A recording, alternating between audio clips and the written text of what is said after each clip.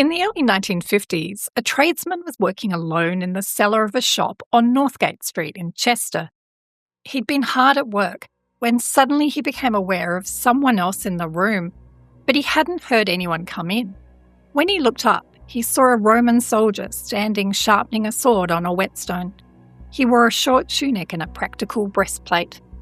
For what must have been a brief, intense moment, the two made eye contact. Then the soldier turned around and vanished into the stone wall behind him. Only afterwards did the man realise that something else was wrong. He'd only seen the soldier from the knees up. Hi, I'm Harriet, and welcome back to What If We're Wrong. We cover a lot of historical paranormal events and wartime ghosts on this channel, but my favourite topic will always be Roman ghost soldier sightings. So in this episode, we're going to be looking at the Northgate cellar sighting and similar stories around Chester. We'll also be looking into the extraordinary archaeological evidence of Roman presence in the city, from the enigmatic elliptical building to the Wall of Souls. Roman Chester wasn't cleared away and forgotten. It was built up, broken up, and pressed into service.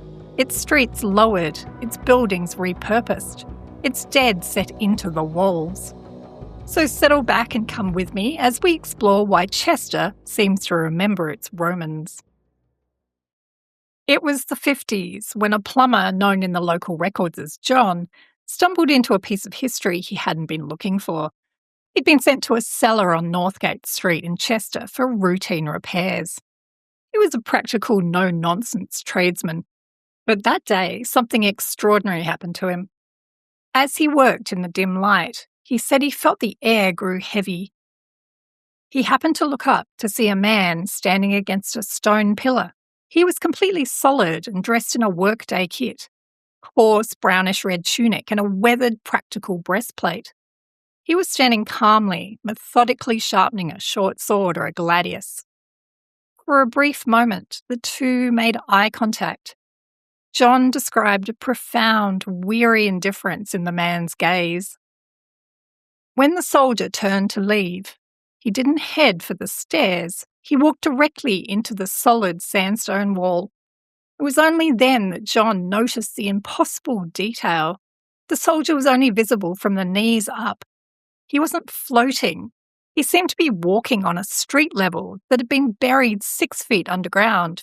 Not surprisingly, for years John kept this story to himself.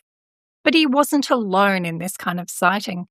In 1953, an apprentice heating engineer in York named Harry Martindale saw a troop of Roman soldiers emerge from a wall. Martindale's soldiers were also cut off at the knees, walking on the buried Via Decumana, 15 inches below the floor.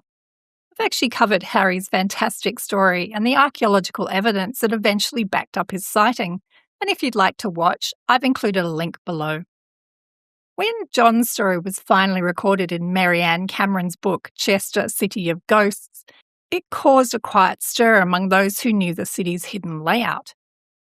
John, who knew nothing of Roman archaeology, hadn't described a soldier in a flashy parade armour or Hollywood-style costume. Instead, he described a man in the unadorned, functional kit of a working legionary. While the 20th Legion is today most famously associated with the boar emblem, a symbol of a unit known for being stubborn and tough, it was John's description of the workday gear that provided the best forensic link. He saw a soldier dressed simply for work, not for soldiering, and he'd been standing on the exact spot where that kind of work would have once taken place.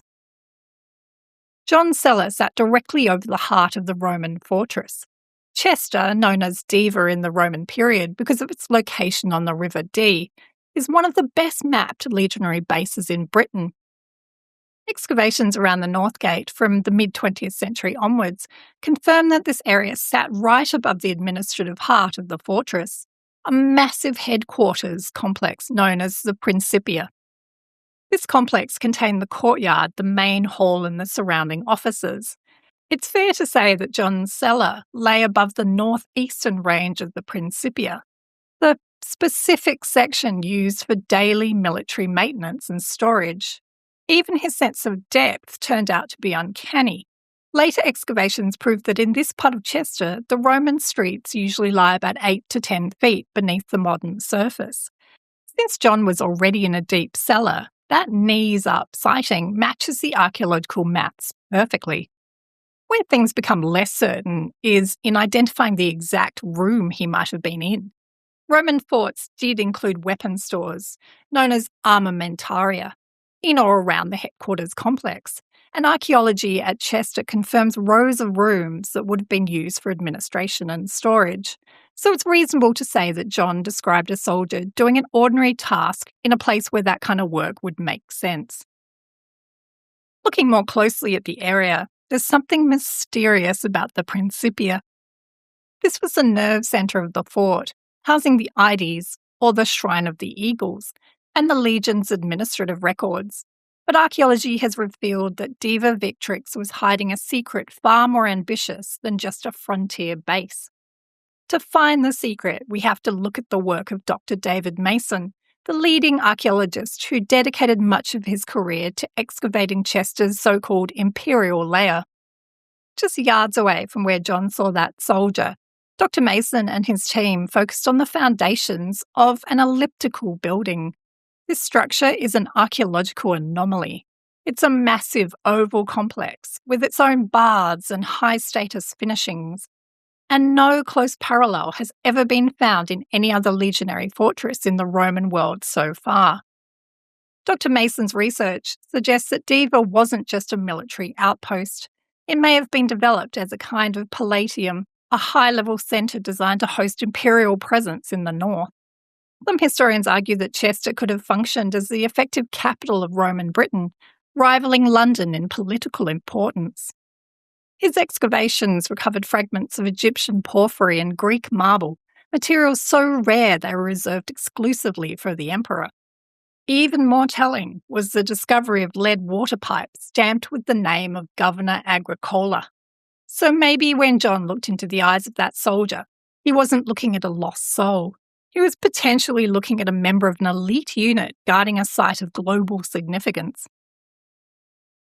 If you move towards the George and Dragon pub, the haunting shifts from visual to auditory. This popular pub is known for its beer and its hauntings. It sits close to the line of the fortress's northern gate, the Porta Decumana. For decades, staff and patrons have reported the rhythmic thud of marching boots coming from beneath the floorboards below them. The sound could be that of the caligae, the iron-studded boots of the Roman infantry. Archaeology could even tell us why these thuds sound muffled to people. The Roman road is buried beneath 6 feet of silt. Because Chester is built on a ridge of quartz-heavy bunter sandstone, researchers often point to the stone tape theory, the idea that minerals like quartz can physically record high-energy vibrations, replaying them centuries later like a loop of film.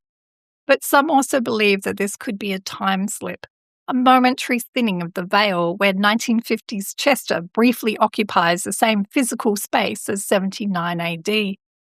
Whether it's a geological recording or a structural glitch, the rhythm of the march never changes. Chester is full of evidence of the 20th Legion, but the most tragic isn't found in a basement, but in the city's very skeleton, the North Wall. By the late 4th century, the Roman world was fracturing. Under constant threat, the soldiers in Chester grew desperate. They uprooted hundreds of massive stone tombstones from their own graveyards and shoved them face down into the mud to act as rubble for the wall's foundations. Now, in Roman belief, disturbing the manes, or the spirits of the dead, was a serious violation. When Victorian engineers rediscovered these stones in the 1890s, they found a gallery of the dead. One stone belongs to Marcus Aurelius Nepos, whose dutiful wife set up his stone. Another belonged to Cecilius Avitus, whose stone carries the haunting phrase, optio ad spem ordinus, an option with the hope of promotion. In Roman belief, a spirit without a grave could become a restless shade. By placing the HSE, or Hic Situs Est, here he lies, inscription inside a defensive wall, It's as if the formula is twisted into a permanent "here he stays" command. When you walk the walls at twilight, you're likely to be walking on a 1600-year-old prison of the 20th Legion's own making. If the ghosts of the North Wall are trapped by stone, the spirits of the amphitheatre are trapped by trauma. For years, visitors reported shimmering figures in the arena's centre, but it wasn't until the excavations of 2004 and 2005 that we understood why. Archaeologists uncovered a shrine to Nemesis, the goddess of retribution. But the find that truly anchored the ghost stories was a massive stone block with a heavy iron ring, consistent with the public execution of prisoners by wild animals. The discovery of a human skull showing blunt force trauma adds support to the view that this was a place of lethal spectacle. Unlike the indifferent soldier that John had seen in the cellar, the energy in the amphitheatre is chaotic. These are the echoes of the bad death in its purest form. But it wasn't just duty or trauma that kept the 20th Legion in Chester. Sometimes it was the heart. If you walk the stretch of wall near Newgate, people still report a lone, shimmering figure known as the Lovelorn Legionnaire. Legend says he used a secret postern gate to sneak out and meet a local Celtic girl, only to be betrayed and murdered by her family, who used his absence to slip inside the walls. He's said to simply pace the wall, looking out over the park as if he's still waiting for a meeting that will never happen. Further south at the Golden Eagle pub on Castle Street, the military presence returns in force occasionally. Staff here have described an entire patrol of soldiers marching through the cellar in formation. Like John's plumber story, they're often seen from the waist up, marching on the buried Via Praetoria that runs directly under the pub's foundations. It serves as a reminder that the Legion didn't just inhabit specific rooms, they occupied every inch of this city's footprint. The 20th Legion Valeria Victrix fades from the record in the early 5th century, with no surviving account of a formal surrender. And yet the same things keep appearing in the same places along the same buried routes. So what if we're wrong about ghosts? What if this isn't about spirits at all? And what if it's just energy trapped in the very foundations of this city, locked into stone and buried streets by repetition, trauma and time? So what do you think? Let me know in the comments below. I'd love to read them. And if you enjoyed this episode, don't forget to like and subscribe. I'll see you next time.